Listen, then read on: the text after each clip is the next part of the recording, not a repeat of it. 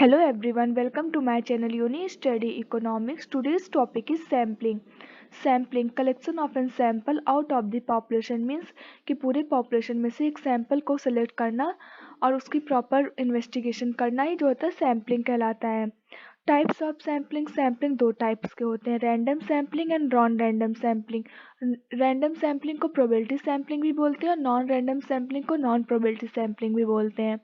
Random sampling having equal chance of selecting means जो random sampling होती है उनके पास इक्वल चांस ऑफ सिलेक्शन होता है, मीन्स उनके पास इक्वल राइट्स होती हैं सिलेक्शन के.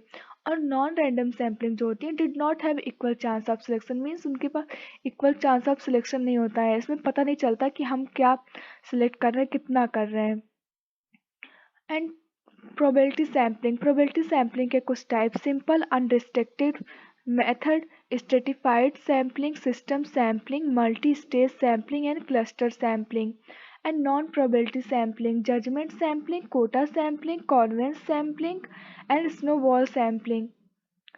Probability and random sampling unrestrictive method means जिसमें लॉटरी मेथड का यूज होता है, हम सिलेक्शन करने के लिए सैंपल का यूज करते हैं, वो अनरिस्ट्रिक्टिव मेथड में आता है. Stratified sampling different into a strata, मतलब हम इसमें जो सैंपल होते हैं उसको different strata means different group में डिवाइड कर देते हैं, बट वो जो ग्रुप होती हैं वो अंदर से होमोजीनियस होती हैं और बाहर से हेट्रोजीनियस होती हैं. Means strata is homogeneous inside and heterogeneous outside, means जो हम सेलेक्ट करते हैं सैंपल वो अंदर से मिलती जुलती होंगी, बट वो जो बाहर जब उनका होगा तो फिर वो अलग होंगी. फॉर एग्जाम्पल समझ सकते हैं कि अगर हम किसी स्कूल के स्टूडेंट का इन्वेस्टिगेशन करना है तो हम सारे क्लास में से एक एक ग्रुप का स्टूडेंट उठाए, फिर उसमें से क्या किए कि हम उनके परफॉर्मेंस का एक ग्रुप बना लिए, फिर उनके हाइट का एक ग्रुप बना लिए, फिर उनके वेट का ग्रुप बना लिए. तो इसमें क्या होगा कि जो जो सिलेक्शन हो रहा है अंदर वो सारे मतलब स्टूडेंट का ही हो रहा है, मीन्स वो मिलते जुलते हैं अंदर, बट जो आउटसाइड उनका जो सिलेक्शन हो रहा है मीन्स हाइट, वेट, परफॉर्मेंस ये सब अलग है, मीन्स जो रिजल्ट आ रहा है वो अलग आ रहा है, तो ये हेट्रोजीनियस हो गए.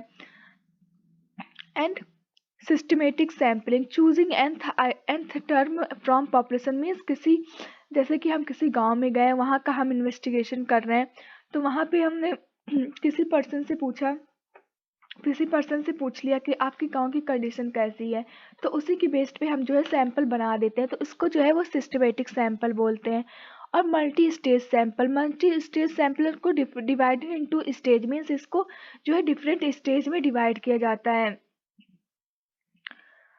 और cluster sampling same as stratified sampling but it in it heterogeneous inside and homogeneous outside, means जो क्लस्टर सैम्पलिंग होती है वो सेम होता है स्ट्रेटिफाइड सैम्पलिंग, इसमें भी हम ग्रुप बनाते हैं, बट जो ये ग्रुप होती है वो अंदर से अलग होती है और जो बाहर से वो मिलती जुलती होती है. मीन्स हम जैसे कि फार्मर्स की कंडीशन के ऊपर हम इन्वेस्टिगेशन कर रहे हैं, तो फार्मर के हम डिफरेंट विलेज की फार्मर की प्रोडक्शन के ऊपर सेलेक्ट करेंगे कि वहाँ की कैसे, वहाँ पे क्या क्या प्रोडक्शन हो रहा है, तो वो जो हमें पता चल रहा है कि कितना प्रॉफिट हो रहा है, कौन सी फसल ज़्यादा प्रॉफिट में हो रही है, तो उससे जो होता है वो इंटरनली हम अलग अलग डिफरेंट हम सैंपल ले रहे हैं, बट जब वो बाहर जो रिजल्ट आ रहा है उसका कि मतलब सारे उनकी जो कंडीशंस है वो अच्छी नहीं है, वो होमोजीनियस है, मीन्स मिलती जुलती हैं एक दूसरे से. तो इसमें हम बोल सकते हैं क्लस्टर सैम्पलिंग जो होता है वो इनसाइड जो होता है हेट्रोजीनियस मीन्स अलग होता है, बट जब आउटसाइड होता है वो होमोजीनियस होता है, मीन्स मिलता जुलता होता है. नॉन प्रोबेबिलिटी सैम्पलिंग में इक्वल चांस ऑफ सिलेक्शन नहीं होता. जैसे जजमेंट सैम्पलिंग, हम किसी को अगर जज कर रहे हैं तो हम परफेक्ट जज नहीं कर सकते कि उनकी कंडीशन कैसी है, बस हम देख के बोलते हैं कि अरे वो पर्सन ऐसा है वैसा है. कोटा सैम्पलिंग जैसे कि एक प्रॉपर कोटा हो, जैसे वुमेन कोटा प्रोवाइड करना है तो कोटे पे कुछ सामान करना, उसमें भी हमें इक्वल चांस ऑफ सिलेक्शन का ऑप्शन नहीं होता है.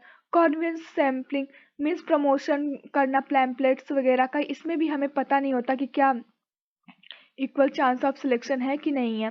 स्नोबॉल सैम्पलिंग में लीडरशिप ने किसी से कुछ कहा, फिर वो किसी और से कहा, फिर ऐसे ऐसे करके आपको मतलब आपकी इन्फॉर्मेशन जा रही है बट आपको पता नहीं चल रहा कि वो कहाँ तक जा रही है, मीन्स इसमें भी जो है इक्वल चांस ऑफ सिलेक्शन नहीं है. Sampling error difference between population parameter and sample statics.